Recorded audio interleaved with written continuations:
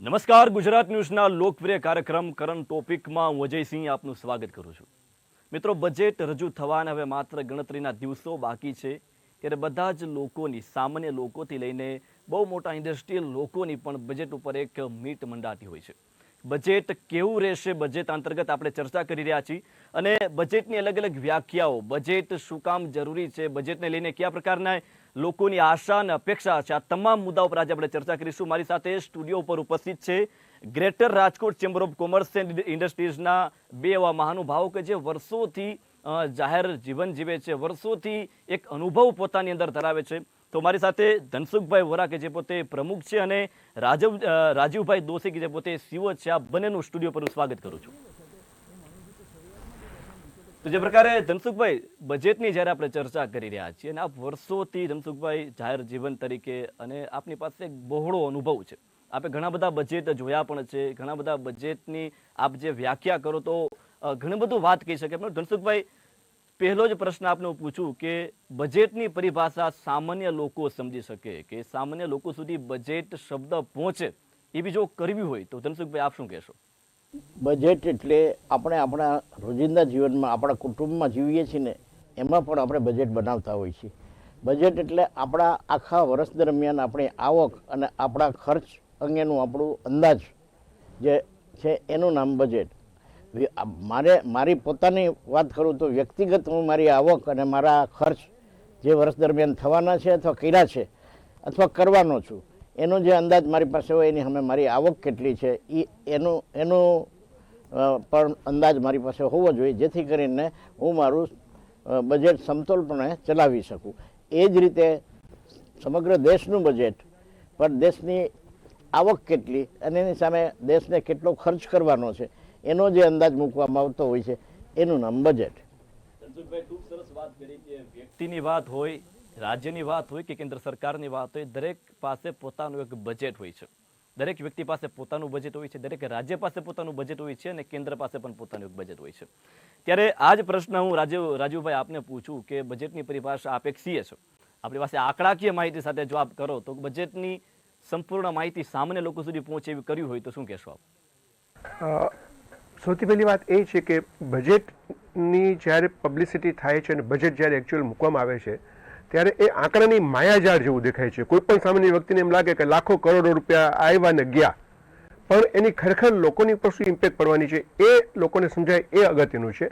અને એના માટેની જરૂરિયાત છે કે જે બજેટની અંદર ટ્રાન્સપરન્સી લાવવી જોઈએ.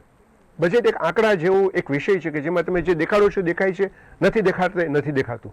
તો એના માટેનો રસ્તો એક જ છે કે બજેટ ટ્રાન્સપરન્ટ હોય તો લોકોને એ સાચું બજેટ શું છે સમજાશે અને એના ઇમ્પ્લિકેશન સમજી શકશે.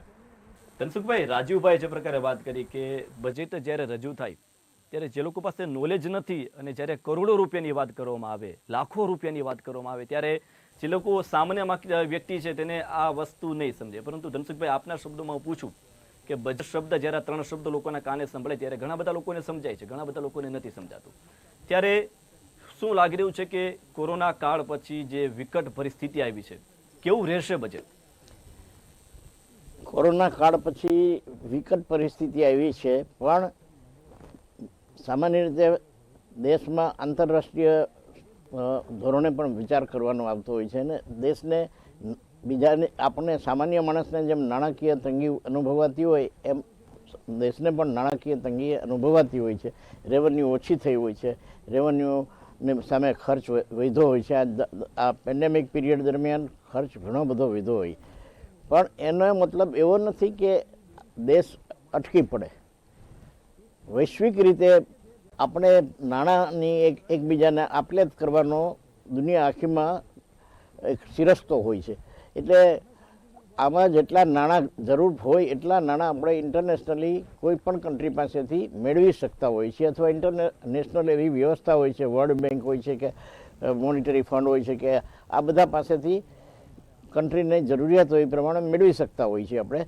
એટલે એવો હાવ ઊભો કરવાની પણ જરૂર નથી કે આપણે આ વખતે બહુ નાણાં વપરાઈ ગયા છે એટલે આપણે હવે આમાં ટેક્સ જ વધારવા પડશે, કાં કરવું પડશે. રેવન્યુના ઘણા બધા રસ્તા છે.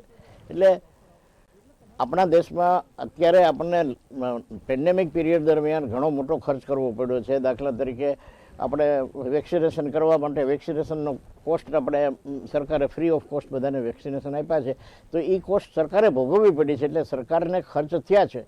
પણ આવતા ભવિષ્યમાં એને ઇન્કમ પણ થવાની છે, રેવન્યુ પણ થતી હોય છે, અને એ રેવન્યુ કેટલી થશે, સામે હવે ભવિષ્યમાં શું આપણે ખર્ચ કરવાનો છે, કેટલા પૈસા વધશે કે જેથી કરીને આપણે વિકાસ કરી શકીએ, આ બધી ગણતરી કરીને એના નિષ્ણાત લોકો બજેટ બનાવતા હોય છે.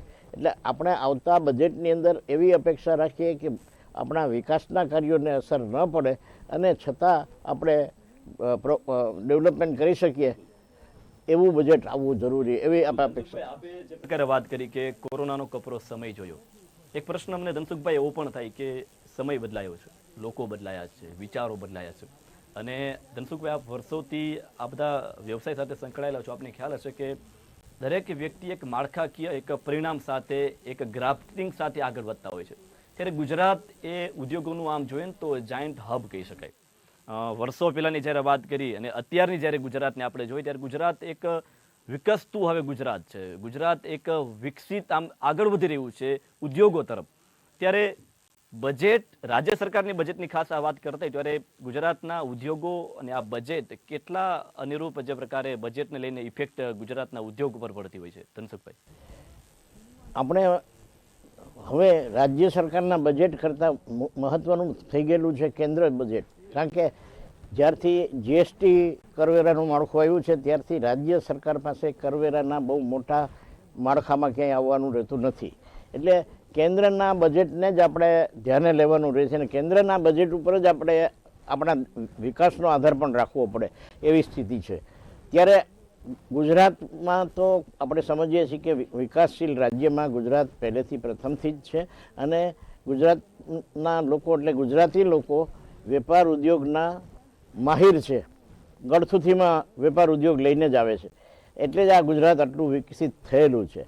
હવે બજેટની અંદર આ વિકાસને વધારવા માટે અથવા વિકાસની ગતિ છે એને જાળવી રાખવા માટે આપણે અપેક્ષા એટલી જ રાખીએ કે કદાચ આપણી પાસે કેન્દ્રની સરકાર પાસે કદાચ ફંડની જોગવાઈ બહુ નહીં હોય, રેવન્યુ કદાચ ઓછી હશે, માનીએ આપણે, હજી આપણને ખબર નથી કે શું થશે.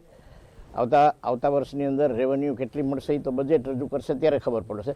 પણ માનો કે રેવન્યુની ઘટ પણ હોય તો પણ ગુજરાતના ઉદ્યોગો સરકાર પાસેથી કેશ કંઈ માગતા જ નથી, રોકડ કોઈ સહાય માગી જ નથી ક્યારેય. જેટલી સહાય થઈ શકે એટલી કરી છે. માત્ર અમારી વાત એ છે ઉદ્યોગપતિ તરીકે, વેપારી તરીકે, ગુજરાતના વેપારીઓને મુક્તપણે વેપાર કરવા મળે, મુક્તપણે ઉદ્યોગ ચલાવવા મળે, સરકારની કોઈ એવી પરોજણ ન હોય તો ગુજરાતનો વેપારી પોતાની મેળે સ્વબળે આગળ વધી શકે એમ છે. બિલકુલ ધનસુખભાઈ જે પ્રકારે માહિતી આપી છે કે ગુજરાતના લોકો અને ગુજરાત છે તે પોતાના લોહીની અંદર ધંધો લઈને આવે છે, અને આમ પણ કહેવાય છે ને કે જ્યાં જ્યાં વસે ગુજરાતી ત્યાં સદાકાળ ગુજરાત. રાજુભાઈ, આના પરથી જ મને પ્રશ્ન એવો ઊભો થાય કે ધનસુખભાઈ જે વાત કરી જીએસટીને લઈને, તો આપના મતે જીએસટીના જે નવા સ્લેબ અને જે પ્રકાર નવી આવૃત્તિઓ, જ્યારે જીએસટી નવું જ્યારે હતું તો લોકોને એક હાવ ઊભો થયો હતો કે જીએસટી છે, વન ટેક્સ વન, આ પ્રકારની એક હાવ ઊભો થયો હતો. ત્યારે જીએસટીને લઈને રાજુભાઈ આપ શું કહેશો કે હવે નવા બજેટમાં એક આ નવો સમય પેન્ડામિક સમય પછીનો જે નવો સમય આવે છે એમાં જીએસટીને લઈને કયા પ્રકારની આવકવેરાની વાત કરી કે જીએસટીની વાત કરી કે ટેક્સની વાત કરી, ત્યારે સીએ તરીકે આપનું માર્ગદર્શન શું હશે? બહુ જ અગત્યનો પ્રશ્ન એટલા માટે છે કે જીએસટીનો કાયદો જ્યારે 2017માં જ્યારે આવ્યો એ વાતને આજે 3.5 વર્ષ થઈ ગયા છે. સવાલ શું થયો કે કાયદો જ્યારે આવ્યો ત્યાર પછી એટલા બધા નોટિફિકેશન્સ અને સુધારો આવતા ગયા, નોટિફિકેશન, એમેન્ડમેન્ટ્સ, એમ કરતાં આજની તારીખે મૂળ જીએસટીનો કાયદો જો કોઈ વાંચે છે તો એ તો એક બાજુ રહી ગયો. જો જીએસટીનું આજની તારીખનું જ્ઞાન મેળવવું હોય અથવા તો સમજણ મેળવવી હોય તો નોટિફિકેશન ઉપર જ ચાલવું પડે છે. એટલે હવે પહેલી આશા તો આપણે એ રાખીએ કે નોટિફિકેશનો દ્વારા જે કાયદામાં સુધારા કરવામાં આવે છે એ જરૂરિયાત પડે તેટલા અને જરૂરી હોય એટલા જ કરવા જોઈએ, કારણ કે નોટિફિકેશનો એક પછી એક આવતા જાય છે, કાયદાની પરિસ્થિતિ ફરતી જાય છે, તો વેપારીઓને સમજવા માટે ખૂબ જ મુશ્કેલી પડે છે. જ્યાં સુધી દરને લાગે વળે છે, જીએસટીના રેટ્સને લાગે વળગે છે, ત્યાં સુધી સરકાર ઘણો બધો સ્ટ્રીમલાઇન કરી રહી છે રેટ્સ, અને સુધાર વધારા કરી અને પ્રોપર સ્ટ્રક્ચર બનાવી રહી છે. એટલે એ બાબતે આપણે કોઈ ફરિયાદનું કોઈ કારણ ન હોવું જોઈએ. જીએસટીનો કાયદો આવ્યો ત્યારે શરૂઆતમાં જીએસટીના પોર્ટલને લગતી મુશ્કેલીઓ હતી, રિટર્નો ફાઇલ નહોતા થઈ શકતા, એ બાબતમાં પણ ઘણી બધી સુધારા થઈ ગયા છે અને હવે જીએસટીના રિટર્ન ફાઇલ કરવા સરળ થઈ ગયા છે. એટલે એ વહીવટી બાબતોમાં ઘણી બધી સગવડતા આવી ગઈ છે. ફક્ત ને ફક્ત જીએસટીના કાયદાના સુધારાઓ નોટિફિકેશનો દ્વારા જે અસંખ્ય નોટિફિકેશનો કરે છે એની પર ચોક્કસપણે એક મર્યાદા લઈ આવવી જ પડે અને તો જ કાયદાની સુસંગતતા એક હાર્મોની જળવાઈ શકે. બિલકુલ, રાજુભાઈએ ખૂબ સરસ વાત કરી કે શરૂઆતમાં જ્યારે જીએસટીના સ્લેબ આવે ત્યારે લોકોને સમજવામાં પણ મુશ્કેલી પડતી, પરંતુ લોકો પણ હવે રાજુભાઈ જાગૃત થયા છે. લોકોને પણ એક જાણવાની અને પોતાના ધંધા રોજગારને લઈને એક પ્રકારે આગળ વધ્યા છે. ત્યારે ધનસુખભાઈ, એક પ્રશ્ન મને એવો પણ થાય છે કે આપ જે greater Rajkot chamber of commerce અને ઘણા બધા સંગઠનો, ઘણા બધા આ રીતે ચેમ્બર છે, ત્યારે આપની કોઈ એવી રાજ્ય સરકારને કે કેન્દ્ર સરકારને કોઈ એવી રજૂઆત કે જેનો હજી સુધી કોઈ નિકાલ ન આવ્યો, માત્ર ઓન પેપર હોય, અથવા તો કોઈ એવી વાત છે કે જે મહત્વની છે અને તેમાં બદલાવ હોવો જોઈએ અને બદલાવ લાવવો જોઈએ, આવી કોઈ રજૂઆત છે કે જેનો નિકાલ આવ્યો છે કે નથી આવ્યો, એવી કોઈ વાત ધનસુખભાઈ? જીએસટીને લગતી વાત પૂરતી જ વાત કરું છું કે જીએસટીના કાયદામાં જ્યારથી જીએસટી અમલમાં આવ્યો ત્યારથી કેટલાક કોમ્પ્લિકેશન્સ એવા છે કે વેપારીઓની ચાલુ મૂડી, વેપારીઓના પૈસા જીએસટી કાયદા નીચે ફસાયેલા જ રહે છે. દાખલા તરીકે, કારણ કે જીએસટીમાં એવું છે કે ઇનપુટ ક્રેડિટ કરો અને તમે માલ વેચો તો એ પૈસા ભરો, ઇનપુટમાં જે તમારા પૈસા હોય તમને પાછા મળે. હવે જો આ પ્રમાણે જો ચાલે તો અમારા પૈસા ક્યાંય ફસાવા ના જોઈએ વેપારીઓના.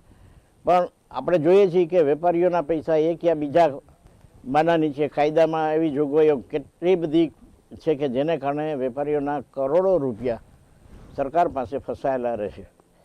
વેપારીઓના પૈસા ફસાયેલા રહે કોઈ પણ જગ્યાએ, સરકાર પાસે કે ગ્રાહક પાસે, તો વેપાર કરી શકવો મુશ્કેલ હોય છે.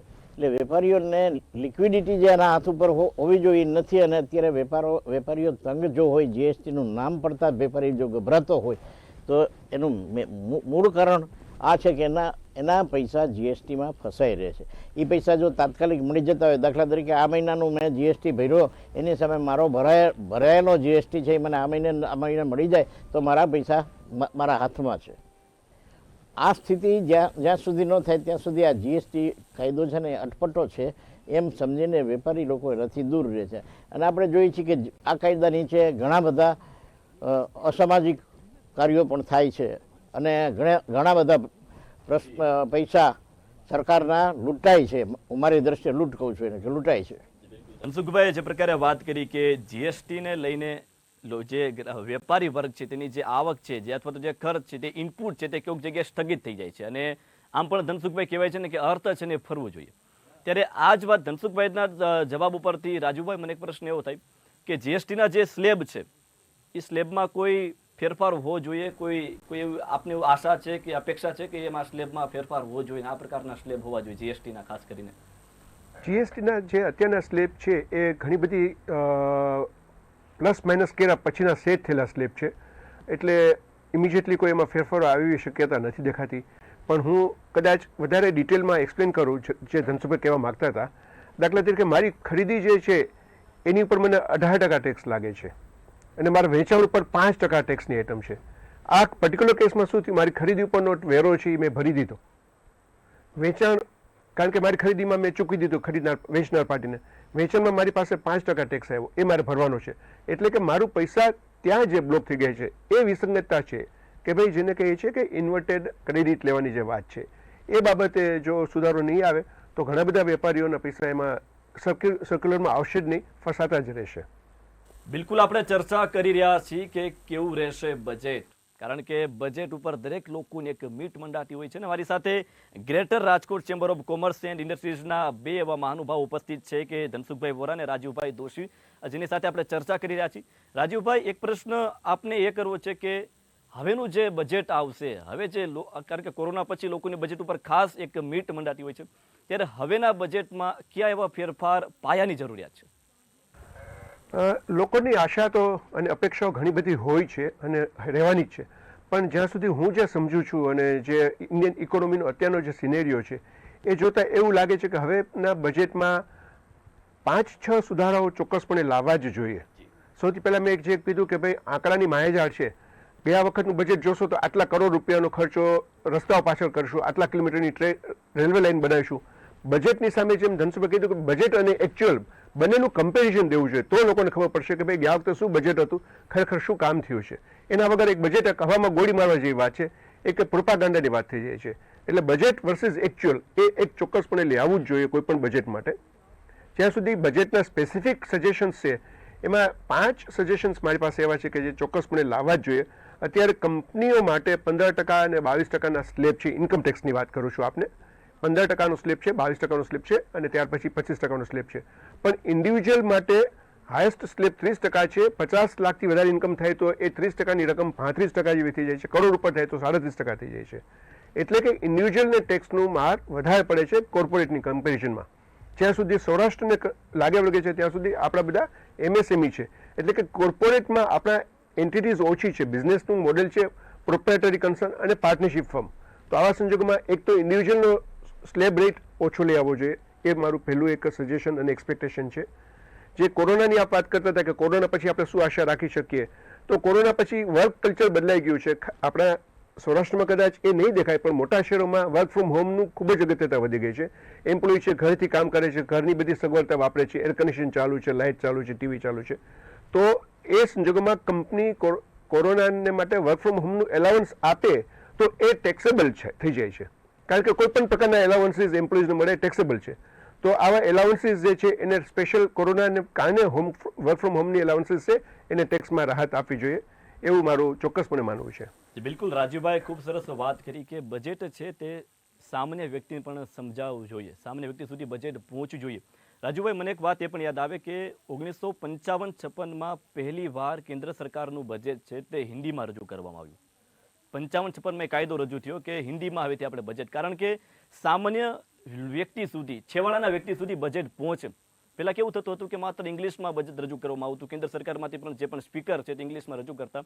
55-56 નવો કાયદો અને આપની જે વાત છે કે ભાઈ સામાન્ય લોકો સુધી પહોંચે, ત્યારે આ જ વાતને લઈને હું તમને ધનસુખભાઈ આપને પૂછું કે ગુજરાતનો જે વિકાસ, ગુજરાતના ઔદ્યોગિકનો જે વિકાસ, ત્યારે બજેટને લઈને કયા પ્રકારની અપેક્ષા આપને ખાસ છે કે આ પ્રકારના હવેના બજેટમાં આ પ્રકારની વાત હોવી જોઈએ? કારણ કે ગુજરાત, હું ફરીને કહું છું કે ગુજરાત એક હવે વિકસિત અને જે પ્રકારે વિકાસશીલ કહી શકાય કે અલગ અલગ ધંધા તરફ, અલગ અલગ મર્ચન્ટ છે તે ખૂબ આગળ વધી રહ્યું છે ગુજરાત.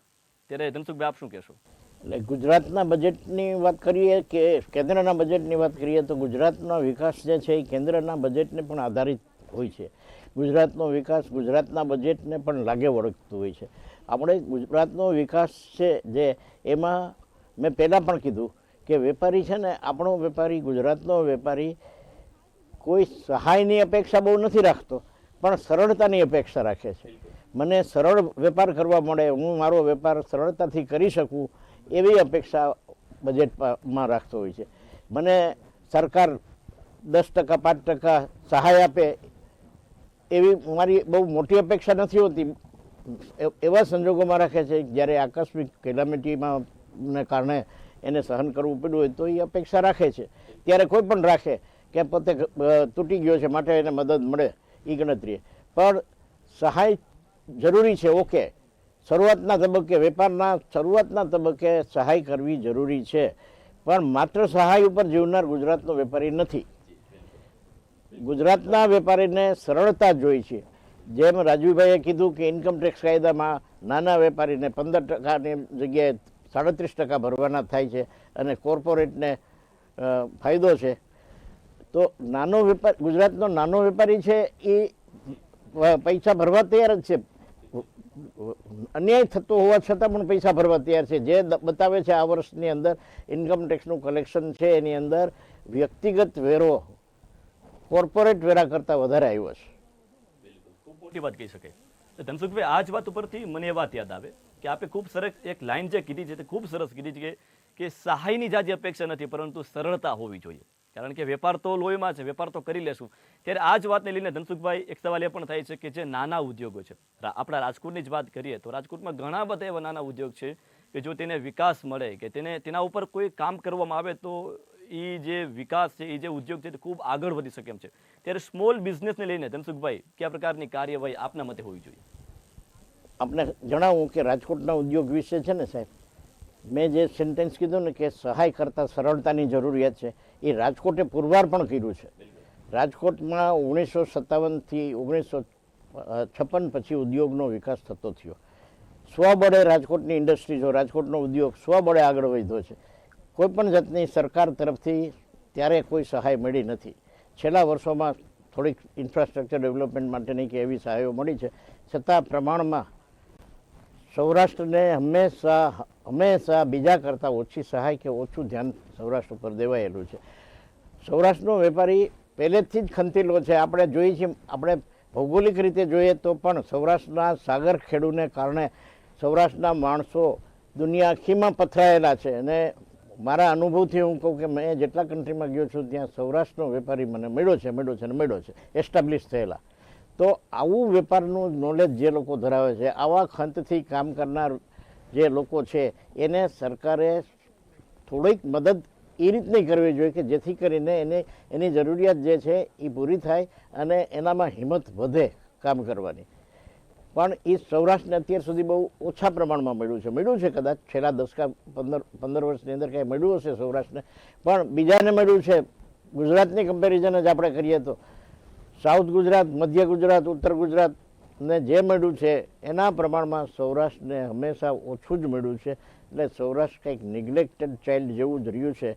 જ્યારે સૌરાષ્ટ્રની પાસે 1200 કિલોમીટરનો સાગર કિનારો છે. આનો ઉપયોગ જો આપણે કરીએ તો આપણા દેશની અંદર વિકાસની એવી તકો છે જે તકોનો આપણને લાભ મળે.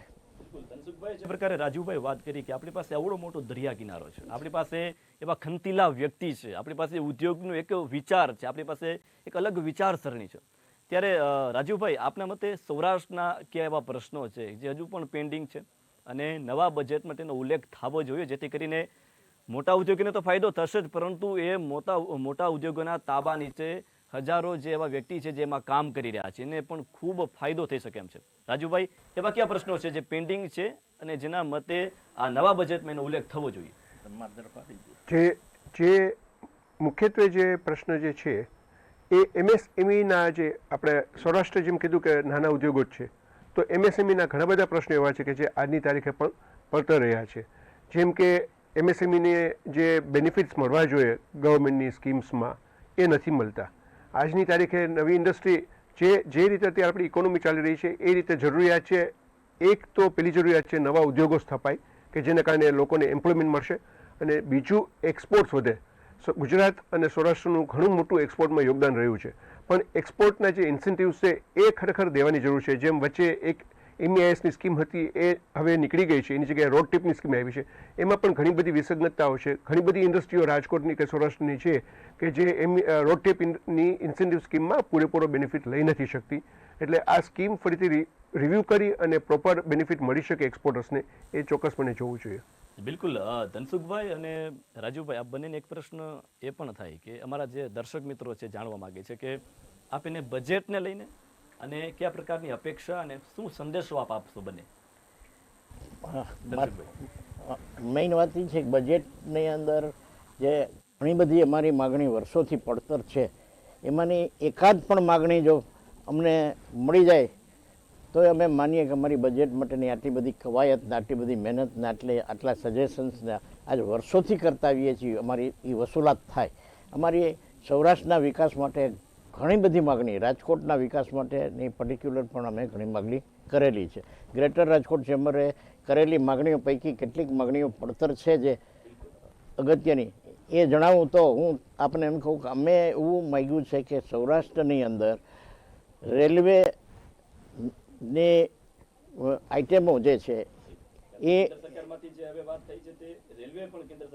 હા, રેલવેનું બજેટ જુદું હતું, એ હવે કેન્દ્રના બજેટમાં મર્જ કરીને કેન્દ્રના બજેટની સાથે જ નક્કી થાય છે.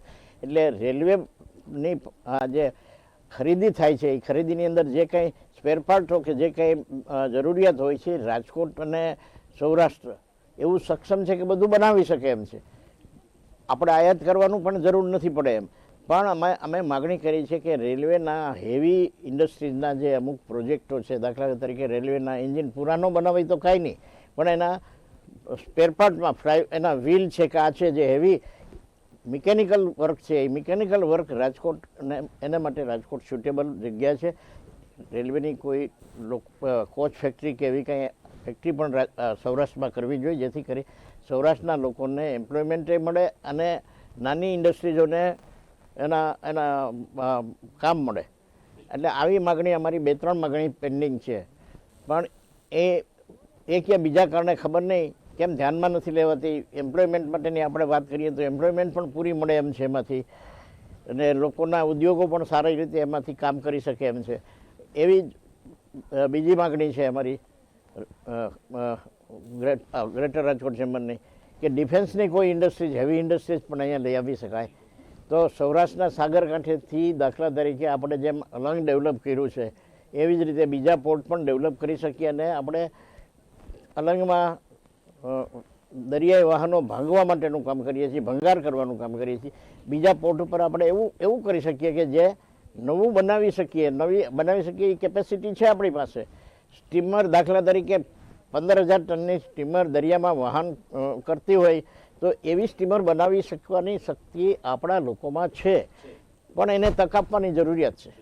ધનસુખભાઈ, ખૂબ સરસ મજાની વાત કરી કે અહીંના લોકોની અંદર ખંત છે, આપણી પાસે વિચાર છે, આપણી પાસે એક દ્રષ્ટિકોણ છે, પરંતુ જો નવી તક આપવામાં આવે સરકાર દ્વારા તો ગુજરાત એક ડંકો વગાડી શકે એમ છે.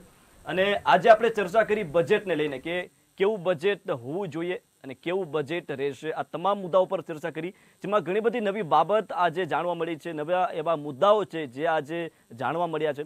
મારી સાથે ચર્ચામાં ઉપસ્થિત હતા greater Rajkot chamber of commerce and ઇન્ડસ્ટ્રીઝમાંથી ધનસુખભાઈ વોરા કે જે પોતે પ્રમુખ છે અને રાજુભાઈ દોશી કે જે પોતે સીએ છે. આ બંને સ્ટુડિયો પર આવ્યા અને આપનું સ્વાગત કરું છું, આપનો ખૂબ ખૂબ આભાર વ્યક્ત કરું છું. તો જે પ્રકારે દર્શક મિત્રો આજે આપણે વાત કરી બજેટને લઈને, કેવું રહેશે બજેટ અંતર્ગત આપણે ચર્ચા કરી રહ્યા છીએ કે કેવું બજેટ હોવું જોઈએ. અંતે તો વાત વિકાસની જ છે કે સામાન્ય માણસ સુધી, ઉદ્યોગોથી લઈને સામાન્ય માણસ સુધી બજેટ છે તે ફળશ્રુતિ રૂપે એમના સુધી પહોંચે, એમના સુધી વાત પહોંચે અને લોકોનો વિકાસ થાય.